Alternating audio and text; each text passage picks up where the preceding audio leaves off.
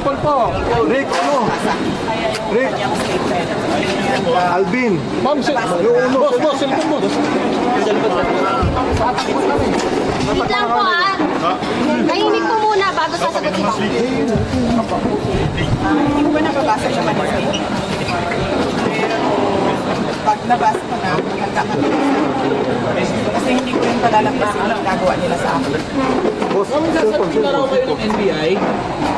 I would gladly answer yung gusto nilang mga tanong na itasagot. Pero dapat sumagot din sila sa mga tanong ko sa kanila. Mag-uusap na lang kami doon pag nandiyo na yung solution. This is the reason why we don't want to discuss confidential matters. And yan, kaya may batas na bawal pag-usapan ng confidential matters. Ulit na namin sinasabi.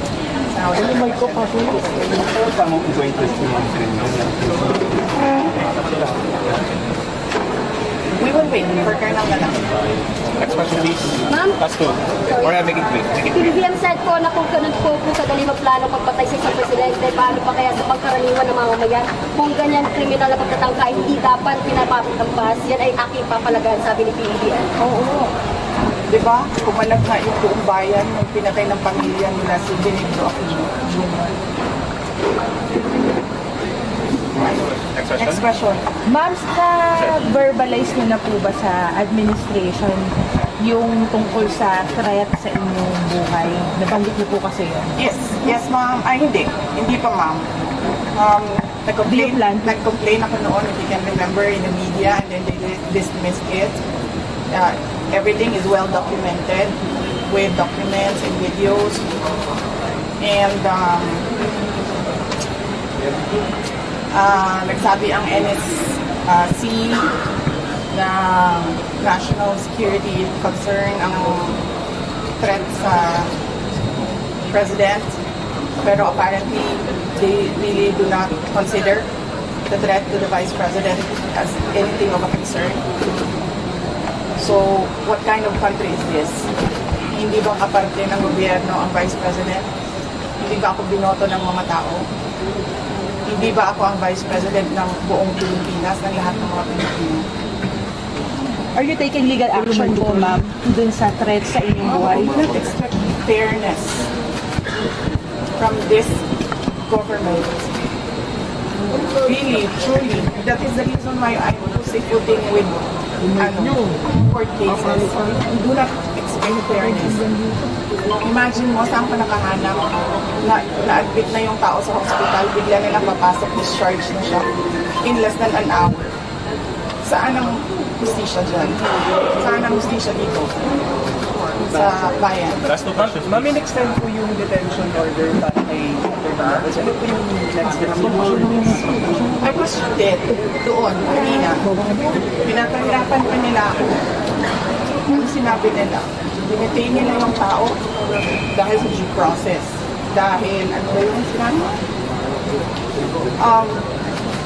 Walang due process ang pagpapatanggal kay Gloria Mercado at iba pang officials ng Department of Education. Ano sinabi ko kanina? The position of a USEC and ASEC is a position of trust and confidence by the appointing authority. Ngayon, ang appointing authority ng USEC at ASEC ng DepEd is the President of the Republic of the Philippines. Dapat tinatanong ng House of Representatives bakit tinanggap ni Pangulong Marcos ang resignation ng mga USEC at ASEC ngayon sa Department of Education. Last question. Bakit nila pinipinalize si Yusek Lopez? Hindi ba dapat ang pinipinalize nila ang appointing authority? Isa pa sir, sandali. Ano yung sinabi nila? Evasive. And now you clearly see, she doesn't know anything. Dapat ito na tayo. Pero pagdating natin sa ulo, makikita ninyo, she doesn't know anything about confidential funds. So saan doon ang evasive answers? Nagsusulat, penalize nila si Yusek Lopez for writing a letter to the Commission on Audit on the position of the Office of the Vice President regarding the release of documents regarding confidential funds. Bakit mo yung penalize ang tao pumirma para sa isang opisina, posisyon ng opisina? Saan ang justisya dito? And ano sinabi nila kanina? Diba? Apparently, hindi nila alam ang batas. Ano sabi nila? Questionin mo na lang sa korte. Saan kami pupunta? Sa mga ginagawa sa amin.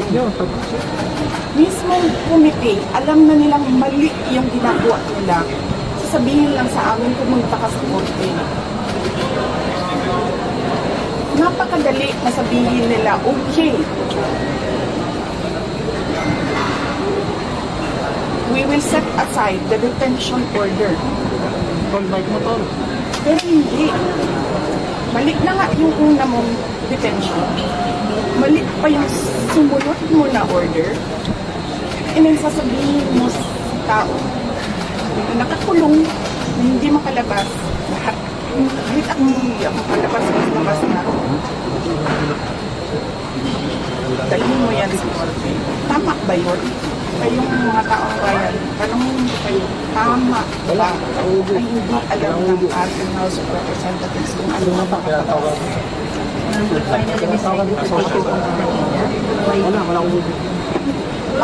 For the sake of the personnel of the Office of the Vice President, because I clearly sinasabi ni Joel Chua na we will not recognize you without an oath. And then, I'm continuing to question the constitutionality of their rules.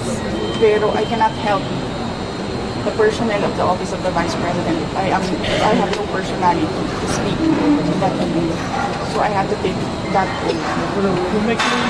Pero, hindi naman ako galit sa inyo. Nagpapasalamat ako sa inyo sa tulong ninyo kay Yusek Lopez at sa lahat ng OVP. Go up to the Supreme Court for questions. With your experience on contempt powers of power? Yun lang ang sinasabi ko. Sir, no, parang we don't trust anyone anymore in this country. We don't expect justice anymore in this country. This is clear political harassment. This is clear political persecution. Pag-threat sa'yo, lalo wala. Pag-threat sa kanila, national security. Saan ka? It's testimony for her. Do you think that will hold water as far as maybe pinning it down is concerned, or doesn't establish it? If they file cases or an impeachment case, whatever case, we will answer that in the proper venue. Kung meron man silang hanap na mali doon. But apparently, nakikita nyo kanina na uubos na yung tanong nila. Hindi pa sila makapag-contempt kay Edward. Kasi nagsasabi ng totoo yung tao.